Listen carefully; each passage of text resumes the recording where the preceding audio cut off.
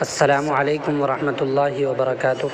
معزز ناظرین، بڑے ہی افسوس کے ساتھ یہ خبر آپ کے ساتھ شیئر کی جا رہی ہے کہ شہر حیدرآباد سے متصل شمس آباد میں مسجد خواجہ محمود کو راتوں رات شہید کر دیا گیا۔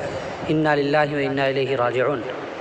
حضرت مولانا مفتی غیاث الدین نعمانی قاسمی صدر جمعیت علماء تلنگانہ و آندھرا پردیش نے شمس آباد کے علاقے میں واقع مسجد کی شہادت پر انتہائی افسوس کا اظہار کرتے ہوئے کہا کہ حکومت اپنے تمام مسلم دوستی کے دعووں کے باوجود مساجد کو مسمار کرنے کی مجرم ہے۔ انہوں نے کہا کہ ایک ایسی مسجد جہاں گزشتہ 1.5 سال سے عبادت کا اہتمام کیا جا رہا تھا، نمازیں پڑھی جا رہی تھی، قرآن مجید کی تدریس و تلاوت ہو رہی تھی، ایسی آباد مسجد کو شہید کرنا انتہائی تکلیف دہ اور بدبختانہ عمل ہے۔ انہوں نے کہا کہ بلدیہ اور پولیس کی ملی بھگت کے ساتھ رات کی تاریکی کے اندر اس مسجد کو مجرمانہ طور پر شہید کیا گیا ہے۔